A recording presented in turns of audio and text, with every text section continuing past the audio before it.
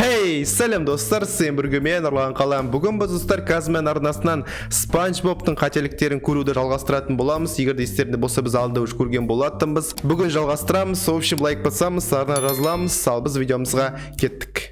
Ал давайте достар, видеоны бастайық, қызықты болады деген ойдамын. Көреміз. Хей, бәрнесіңіздер, сәлем, мен Казмен. Бүгін мен сіздерге Спанч Бобтағы қателіктерді тауып айтатын боламын. Спанч Бобқа арнаған бір видеом ұнаған соншалықты 4000-нан астам лайк жинадыңыздар. Мен бұл бөлімді көрдім ғой да, достар. Егер де көрмеген болсаңыздар, каналға кіріп қарап кетіңіздер. Біз алдында тағы да бір Спанч Бобтың қателіктерді реакция түсірген болатынбыз Казмен арнасында. Но дейтін жалғасы ол керек, соны кеттік, ал көрейік ал.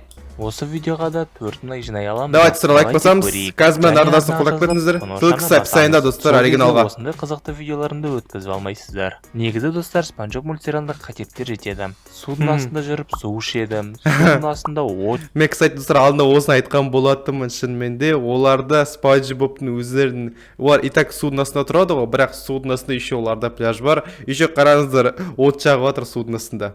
Керемет логикасы. Жаңада и тағы да басқа. Бірақ мен бұл видеода сіздерге мықтыларын және мықтыларын көрейік ал. Ал ендеше дайындаламыз. Казмен родной, баста. Көрейік ал. Мультсериалдың басында кубкамыз ракушкаларды тазалауды бастағанда мына құралды былай ұстайды. Одан кейін қарасақ басқаша ұстап тұр. Бұны мен қояды дейсіздер ме? Жоқ, олар қарай жалғастыра береді. Жарайды, демалып, тоқтап, қолын ауыстырсам бір жөн. Ол мұны тоқтамайды ғой ше. Басында айтқан қызық қателік. Судың астындағы өмірде шлангтан су шығып жатыр. Мына әлем қызық екен осы. Мына шлангпен әлі де бітпедік. Мына мочалка шлангты ұстап тұрғанда, шлангқа мұқият қараймыз. Ол шланг Сквидвардтың үйден тартылып тұрған сияқты. Ал жалпы планнан қараған кезде жоқ. Шланг мочалканың үйден тартылып тұр екен. Неге онда басында біз мына жерде шлангты көрмедік? Судың астындағы өмірде біздікімен салыстырғанда су тез кебеді екен. Неге дейсіздер ме?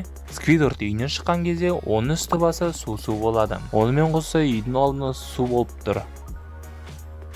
Ал жәнегі жалпы планнан қарасақ, үй алдында су жоқ. Қалай тез кеуіп кетті, Менің ойымша Спанч Боб мультфильмі айтқанды қателіктер іздеген мағынасыз сияқты ойлаймын, өткен бұл мультфильмде 5 секунд сайын бәрі өзгере береді. Неге бізде олай емес? Судың астында осылай рахат екенсіңдер өз. Онымен қоса мына жерде Сквидвардтың есіктің алдында тұрады. Келесі кадрда сәл оң жаққа жылжып кетті. Бірақ өзі қимылдамады. Сол беті тұр. Достар, мына жерде шлангтан басқа бірдеме көріп тұрсыздар ма? Медуза сияқты бірде. Медуза емес, но ондай. Қазір жақындады да, хоп, уже крам тұр. Егер ол баяғыдан тұрса, неге ол қайтадан мына жерде жоғалады? Бұл енді 100% қателік. Точно. Сеніммен де тағы да қателік бар. Мына жерде қарасақ, оның қолында бұрыш болады. Оны ол алдына қойыпты. И баяғыдай бірнеше уақыттан кейін қарасақ, ол жерде бұрыш болмағандай жоғалады. Қандай молодец Спанч Боб. Таңғы асқа жұмыртқа жеп отыр. Бірақ менде бір сұрақ қана. Судың астында қайдан таптың мына жұмыртқаны? Сан айтам.